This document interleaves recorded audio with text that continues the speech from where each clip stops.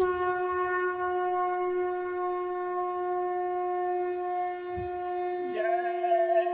गुरुदेव। जय गुरुदेव।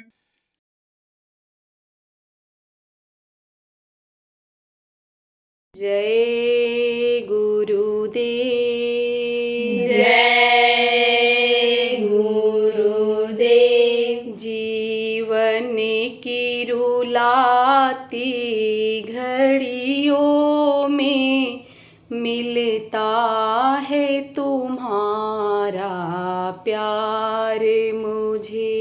जीवन की रुलाती घड़ियों में मिलता है तुम्हारा प्यार मुझे। कुछ चाह नहीं रहती बाकी, गुरु आके तेरे दरबार में। कुछ चाह नहीं रहती बाकी, गुरु आके तेरे दरबार में।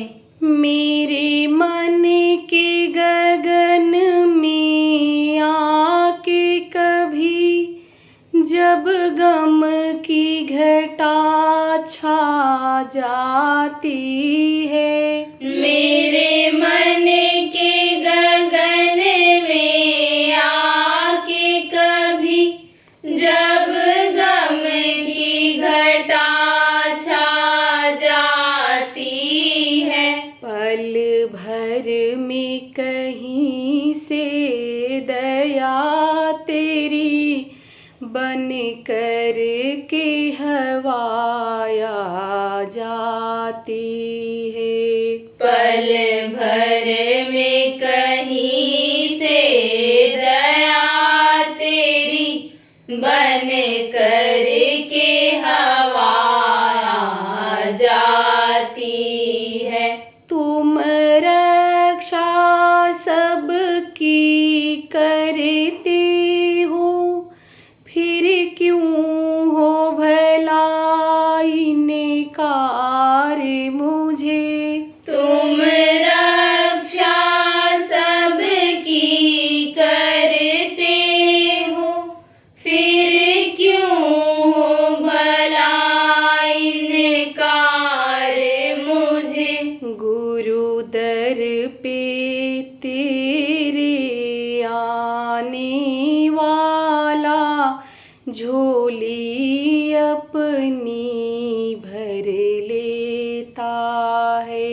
गुरु दर पे तेरे आने वाला झोली अपनी भर लेता है। तेरे दर से गुरु मैं क्या मांगू, बिन मांगे ही सब कुछ मिलता है। तेरे दर से गुरु मैं क्या मांगू, बिन मांगे ही सब कुछ मिलता है। जो इच्छा तेरी है दाता, हरदम है वही स्वीकार मुझे। जो इच्छा तेरी है दाता, हर दम है वही स्वीकार मुझे। जीवन की रुलाती घड़ियों में मिलता है तुम्हारा प्यार मुझे। जीवन की रुलाती घड़ियों में मिलता है तुम्हारा प्यार मुझे। कुछ चाह नहीं रहती बाकी, की गुरु आके तेरे दरबार में। कुछ चाह नहीं रहती बाकी गुरु आके तेरे दरबार में। जय गुरुदेव। जय गुरुदेव।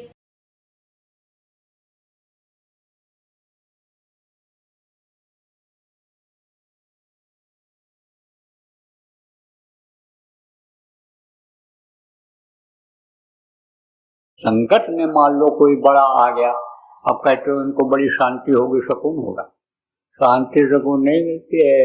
एक तो कोठी बनी हुई है, दरवाजे पर गाड़ियां खड़ी हैं, लोग प्रणाम सलाम करते हैं, पैर छूते हैं, लेकिन खोजोगे तो उन्हीं कोठियों में आपको नींद की गोलियां मिलेंगी। सबसे ज्यादा नींद की गोली उन्हीं लोगों के यहाँ मिलती है। नींद नहीं आती है, शांति नहीं है, सुकून नहीं है। तो शांति और सुकून इससे नहीं मिलता है दुनिया की चीजों से। शांति और सुकून किससे मिलता है? भजन से मिलता है। और यही भजन साथ जाता है, यही भजन तेरे संग चलेगा, पावेगा आराम। तो भजन जब नहीं किए तो यह मन मोटा हो गया, कर्म कटे नहीं, क्योंकि गुरु महाराज चले गए। अब गुरु महाराज का दर्शन भी नहीं हो सकता है, तो बस यहीं तक सीमित रह गया कि गुरु को मानुष जानते और ते नर कहिए अंध, और महादुखी संसार में आगे इनके फन। बहुत तकलीफ झेल रहे हैं लोग, सत्संगी होते हुए भी। और तकलीफ में क्यों है?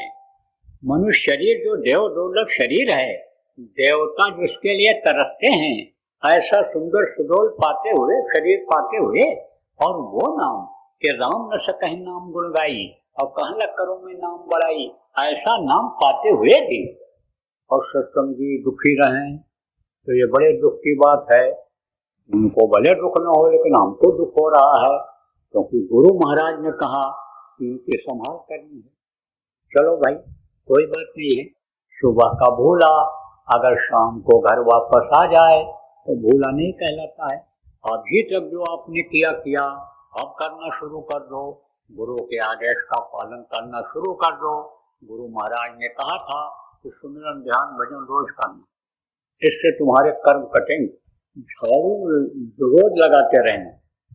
बच्चियों, झाड़ू लगाते हो घर में, इसलिए सफाई के लिए। अब झाड़ू लगाना बंद कर दो तो कूड़ा इकट्ठा हो जाएगा। ऐसे जब समाज में रहते हो कर्म आ जाते हैं, कुछ जान में बन गए, कुछ अनजान में बन गए। अब वो कर्म की सफाई अगर नहीं होगी तो धीरे धीरे बुद्धि खराब होती चली जाएगी, फिर आप परमात्मा से दूर हटते चले जाओ। इसीलिए कहा था सुमिरन रोज करो, ध्यान करो, भजन करो। अब इसमें कुछ लोग करते भी हो जो गुरु महाराज के शिष्य हो, लेकिन पूछा जाए आपसे कि भाई आपको कुछ दिखाई पड़ता है, सुनाई पड़ता है, तो कहोगे नहीं दिखाई सुनाई पड़ता है। पूछा जाए क्यों नहीं दिखाई सुनाई पड़ता है, तो कहोगे मन नहीं रुकता है, मन ये भगता रहता है। तो अब मन जब भगता है तो सबका मन एक ही जगह नहीं भगता है। किसी का मन खाने में लग जाता है, किसी का सोने में लग जाता है, किसी का घूमने में लग जाता है, किसी को मान सम्मान की चाह में लग जाता है। मन इधर उधर चला जाता है, शरीर के सुख के लिए, धन की कमाई में चला जाता है मन। तो अब आप तो समझो या समझ लेना चाहिए कि भाई इसी से हमारे कर्म बन गए। कोई हमने गलती कहीं जान अनजान में किया होगा कि जिससे मन ये भग रहा है। तो अब मन को काबू में करने के लिए इसकी सेवा की जरूरत होती है। इसका विधान सभी संतों ने बनाया, संदान सेवा का बनाया, परमार्थी सेवा का बनाया। तो सेवा करना चाहिए। किसकी सेवा करना चाहिए? कि जिससे आपको कोई स्वार्थ न हो। रिश्तेदार आ गए, उनको आपने 2 तरह की सब्जी बना के खिलाया, अब जब उनके यहाँ जाओगे तो 4 तरह की खिलाएंगे। उम्मीद है कि ये हमको करेंगे, वो परमात्मा नहीं है। ऐसे को खिला दो जो आपको खिला न सके, जिससे आपको कोई इच्छा न हो, वो है परमार्थ का काम। अब आप ये देखो कि कोई आप जैसे किसी के पड़ोसी हो, अब उसको कोई मारने के लिए आया है, अब दौड़ करके आप जाओगे, बचाओगे। किस उम्मीद में बचाओगे कि हमारे ऊपर कोई आफत आएगी तो ये हमारा पड़ोसी है, हमको बचाएगा, तो वहां पर स्वार्थ हो गया। लेकिन ऐसे को बचा लो, ऐसे की जान बचा लो कि जिससे आपका कोई स्वार्थ न हो और जो आपकी रक्षा न कर सके उसको बचा लो। तो प्रेमियों, इस वक्त पर तो देखो इंसान बारूद के ढेर पर खड़ा हुआ है। अब बारूद के ढेर पर कोई खड़ा हो जाए और कहा कि हम बच जाएंगे, आग जल रही हो, लगी हुई हो, आग जल रही हो, तो कैसे उम्मीद की जाए कि आग वहां नहीं पहुंचेगी, वो बच जाएगा? कभी भी आग लग सकती है। देखो गोले गिर रहे हैं दूसरे देशों में, जो बिल्कुल जला के राख कर रहे हैं, आदमी क्या पेड़ पौधे, और ये जो मकान भी एकदम झुलस के गिर जा रहे हैं, तो आग लगी हुई है। बारूद के ढेर पर इंसान खड़ा हो, वो बारूद का हथियार बनाया रक्षा के लिए, और वही भक्षक हो रहा है। अब कोई ये कहे कि हम नाव पर बैठे हुए हैं और हम समुद्र पार कर जाएंगे, लेकिन नाव किसकी है? कागज की है। तो कागज के नाव का कोई भरोसा है? नहीं भरोसा है। जैसे कागज गला, जैसे घुला या पानी उसमें भरा, तैसे वो तो समुद्र में डूब जाएगा। ऐसे ही बहुत से लोग बगे चले जाते, लोगों का खान पान खराब हो गया, लोगों का चरित्र खराब हो गया। लोग आप समझो कि जिनको कहा जाता था कि यह दुष्ट हैं, राक्षस हैं, तरह तरह से नाम उनका लिया लोगों ने, आप समझो कि वो गुण उनमें आ गए, वो अवगुण जिसको कहते हैं वो गुण आने लग गए। कैसे बचेंगे? अरे भाई, युग परिवर्तन का समय आ रहा है। युग परिवर्तन किसको कहते हैं? 4 युग है, सतयुग, त्रेता, द्वापर और कलयुग। इन चारों युगों की उम्र है। अब उम्र खत्म हो जाएगी, जैसे आपकी उम्र है, हमारी उम्र है, उम्र खत्म हो जाएगी, तो छोड़ना पड़ेगा इस शरीर, ऐसे जगह छोड़ना पड़ेगा। और सबसे पहले सतयुग था, सतयुग के बाद त्रेता आया, त्रेता के बाद द्वापर आया, द्वापर के बाद कलयुग आया। लेकिन अब कलयुग में भी आप ये समझो कुछ समय के लिए सतयुग कौन है। आपको ये भी याद दिला दें कि जब जब परिवर्तन हुआ, युग बदला, बहुत मरे, त्रेता में बहुत मरे, जब त्रेता जाने को हुआ, द्वापर जाने को हुआ, तब बहुत मरे। और कलयुग जाएगा तो छोड़ेगा? नहीं छोड़ेगा, वो तो रगड़ाई करेगा। और यह भी देख लो, आप जो पढ़े लिखे लोग बैठे हो, कि जब पाप ज्यादा बढ़ा तभी आप ये समझो युग बदला है। आप ये समझ लो कि जब आंखों से पानी खत्म हो गया, माँ बहन बहू बेटी की पहचान खत्म हो गई, रावण जैसा प्रतापी और रावण जैसा विद्वान और बलवान, आप ये समझो उस समय कोई नहीं था। लेकिन जब वो मांस खा लेता था, शराब पी लेता था, तो उसकी बुद्धि खराब हो जाती थी, तो दूसरे की माँ बहन को गलत नजर देखता था। उसी वजह से उसको राक्षस कहा गया। जो पूजा पाठ को खुद करता था, देवताओं को खुश करके और देवताओं को वश में कर रखा था, वही फिर द्विजमुख भोजन होम सराधा, जाय करो इनकर तुम बाधा, राक्षसों को भेज करके और महात्माओं के, ऋषियों के यज्ञ कुंडों में मांस डलवाने लगा था। तो अब आप ये समझो प्रेमियों कि बुद्धि खराब हो जाने से विनाश हुआ। तो मैं आपको बता रहा था कि कलयुग में जब कलयुग जाएगा, कलयुग में जब ये सतयुग को समय के लिए आने को होगा, तो ये बचेंगे? नहीं बचेंगे। इसलिए इनको समझाने की जरूरत है, बताने की जरूरत है। बहुत बढ़िया युग आ जाए, सतयुग आ जाए, और कोई दिक्कत न हो खाने पहनने की, जैसे पहले था। सतयुग में एक बार लोग खेत को बो करके चले आते थे और 27 बार काटते थे, न सिंचाई करनी पड़ती थी, न बुआई करनी पड़ती थी। वैसा युग आ जाए, जिस चीज की इच्छा आदमी करे, जो इच्छा की ही मनमाही वो चीज मिलने लग जाए, सब कुछ हो जाए, यानी सारी सुख सुविधा हो जाए, यूं कह दो इस धरती पर सतयुग उतर आवे, यानी स्वर्ग उतर आवे, वैकुंठ उतर आवे, लेकिन आदमी नहीं रहेंगे तो कौन सुख भोगेगा। इसलिए इनको बचाने की जरूरत है, जो भटक रहे हैं तो उनको समझाओ, उनको बताओ। जो आप नए पुराने हो सब लोगों से कह रहा हूँ, उनको शाकाहारी बनाओ, नशा मुक्त बनाओ, और जो नामदानी हैं उनको सुमिरन ध्यान भजन समझा करके उनको अंदर का स्वाद दिलाओ, अंदर में उनको प्रभु के दर्शन का यानी उनके अंदर तड़प पैदा करो, ये काम करो। और जो नामदान नहीं लिए हैं, नामदान के बारे में उनको बताओ कि भाई नाम लिए तो बहुत सिंधु सुखाएं, ये जो बहुत सागर में तुम डूब रहे हो, उतरा रहे हो, जन्म मरण का पीड़ा झेल रहे हो, हंसी और दुख का पीड़ा झेल रहे हो, जो शरीर से मानसिक और आर्थिक तकलीफ जो जूझ रहे हो, आप ये समझो कि यह सबको दूर करो।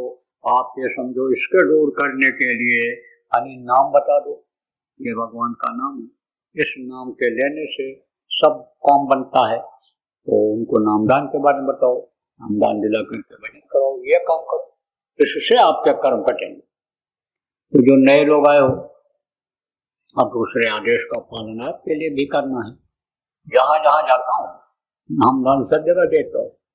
पहले तो नामदान देने की इच्छा ही नहीं हो रही थी, क्योंकि सबसे कठिन काम यही है, हमको दुनिया का सबसे कठिन काम यही लगा। तो पहले तो नामदान देने का नाम ही नहीं ले रहा था। फिर जब लोगों ने कहा आदेश का पालन अगर नहीं करोगे तो गुरुभक्त कैसे माने जाओगे, नामदान की अब लोगों की बड़ी इच्छा हो गई है, कौन देगा नामदान। तो नामदान देना शुरू किया, बहुत देशों में भी गया, 15 देशों में नामदान दे करके आया।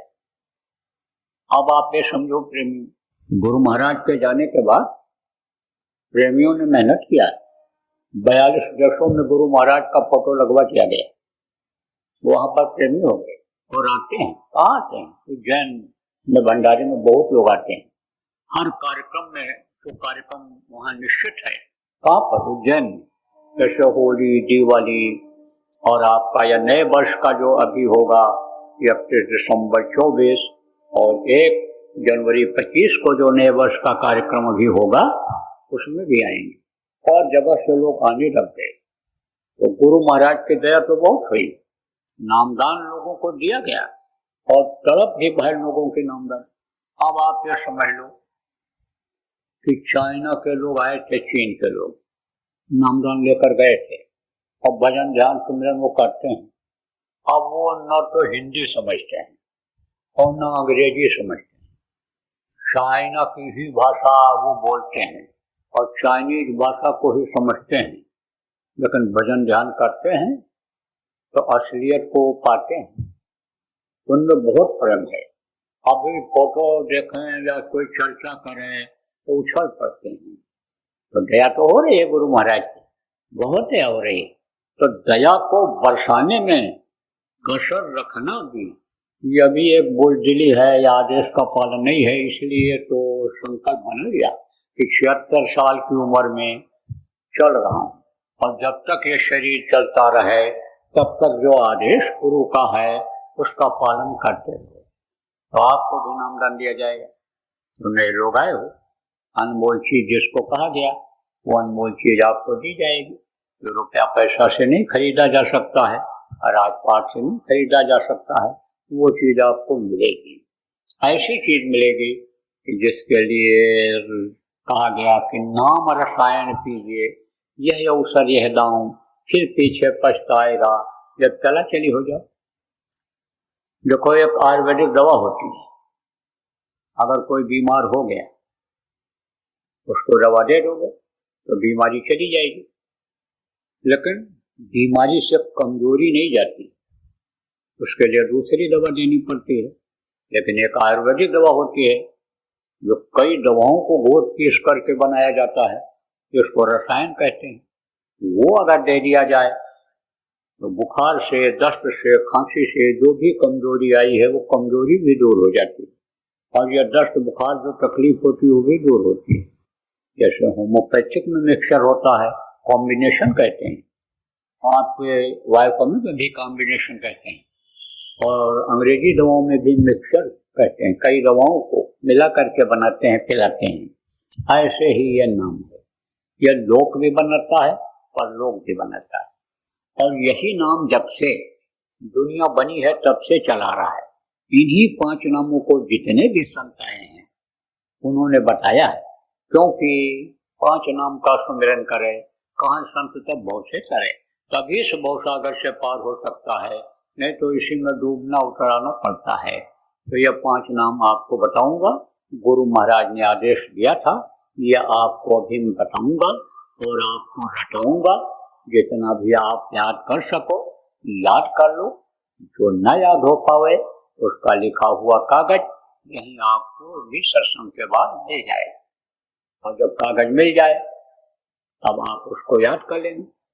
ना मिल पावे तो पुराने लोगों से पूछ करके लिख लेना, और जब याद हो जाए तब कागज को पढ़ करके कहीं सुनसान जगह पर फेंक देना, बताना मत किसी को।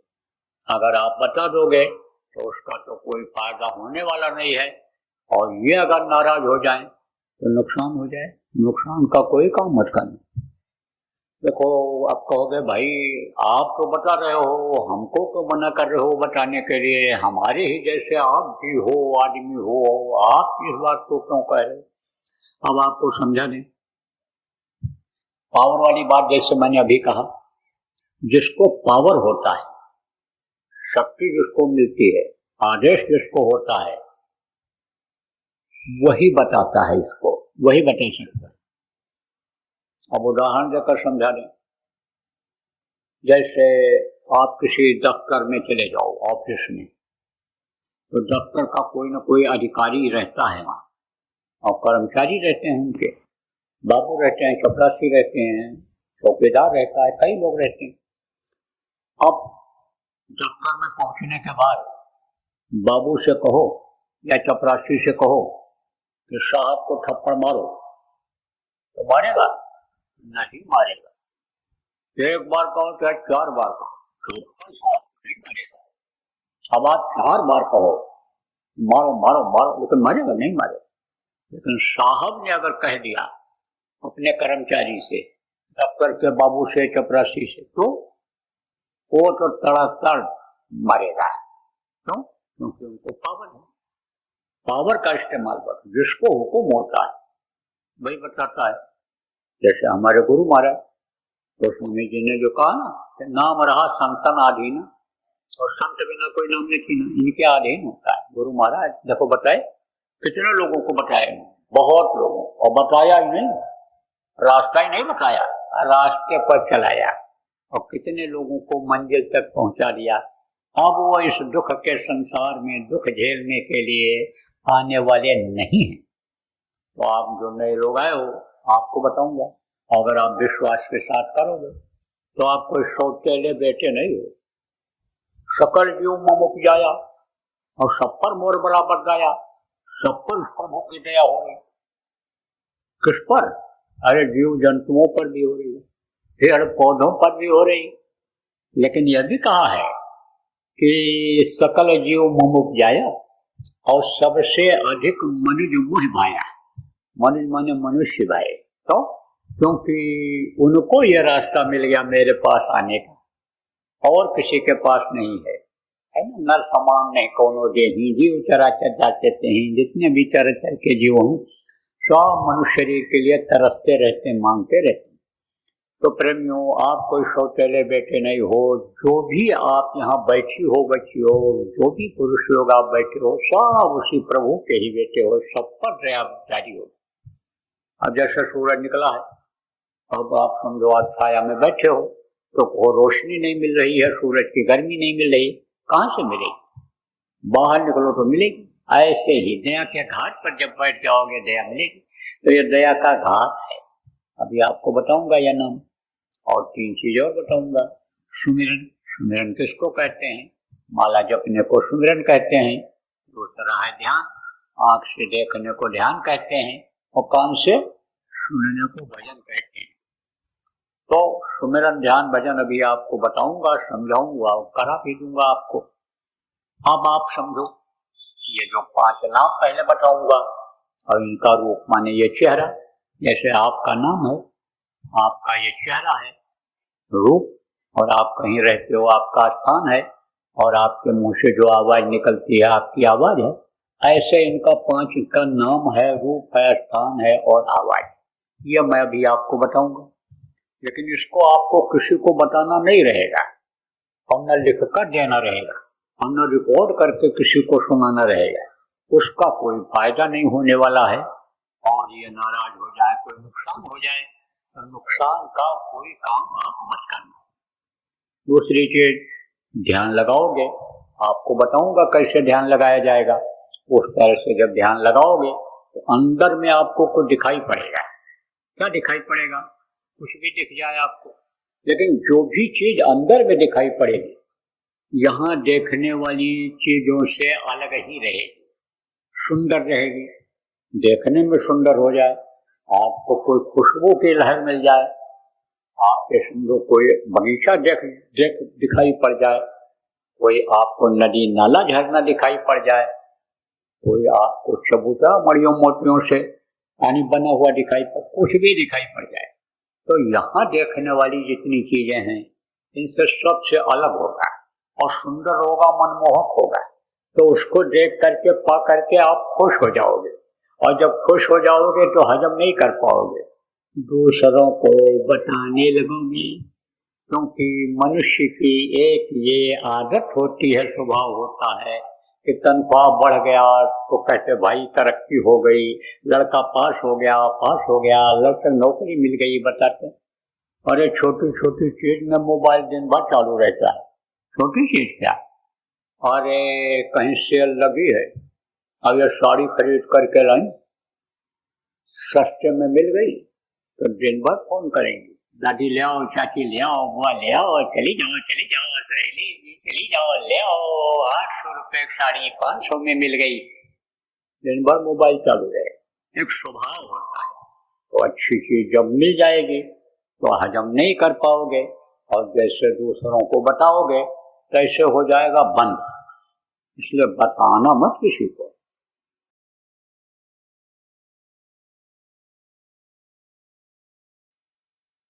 जो दुनिया और दीन दोनों बनता है, धन पुत्र परिवार में बढ़ोतरी होती है, मानसिक कष्ट भी दूर होता है, आर्थिक कष्ट भी दूर होता है, मानसिक कष्ट दूर होता है, शारीरिक कष्ट दूर होता है।